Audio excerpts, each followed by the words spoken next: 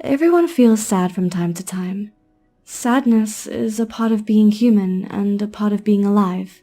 However, it is also possible to feel a different type of sadness. One that seeps into every aspect of your life and refuses to go away in spite of your best efforts.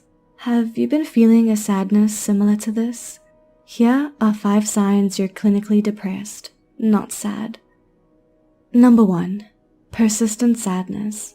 As previously mentioned, it is normal to experience sadness every now and then, but it is important to pay attention to what you're feeling as well as how persistent your feelings are. Do you constantly feel sad, anxious, numb, or empty? Is your sadness intermingled with feelings of worthlessness, hopelessness, and guilt? Have you been feeling this way for most of the day, nearly every day, and for at least 2 weeks now? If so, you may be clinically depressed rather than simply sad. Number 2. Loss of interest in activities. Have you lost interest in activities that you used to enjoy? Maybe you normally love to sing or draw, but neither of those seem to be fun for you these days. It is one thing to feel down, and another to lose interest in all or most of your favorite activities. Are you unable to find pleasure in these things, even when you try to enjoy yourself? Have you been feeling this way for most of the day, nearly every day? If so, you could be falling into a depression. Number 3. Difficulty concentrating. Has it been difficult for you to concentrate lately? Perhaps you've been having trouble focusing on school or office work, or even simple tasks at home. In addition to this, you may have also been more indecisive than usual, and find it harder to make daily choices. If you experience these nearly every day, you may be clinically depressed, and your depression may be interfering with your daily tasks. Number 4. Sleep, appetite, and aches.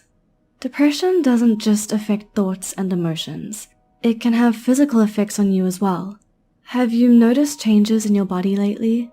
Perhaps you've been struggling with headaches, body pains, cramps, stomach aches, or digestive problems that you can't find the cause of.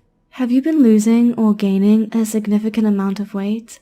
Due to depression, you may have been eating a lot more or a lot less than you used to. Perhaps you have been unable to sleep properly in spite of feeling fatigued. All of these changes can occur as a part of clinical depression. Number 5. Suicidal thoughts. One critical sign that your sadness is a part of a deeper clinical depression is that you are having recurring thoughts of death. You might have considered or planned out a suicide or maybe even attempted it. If you've been struggling with this, please seek help from a qualified professional as soon as possible. Did you relate to any of these points? If these symptoms are causing significant distress or impairment in your social life, work or school, or other important aspects of life, you may have depression. Symptoms can vary in severity and frequency, depending on the individual. You may experience most of these signs, or perhaps only a few but more urgent concerns.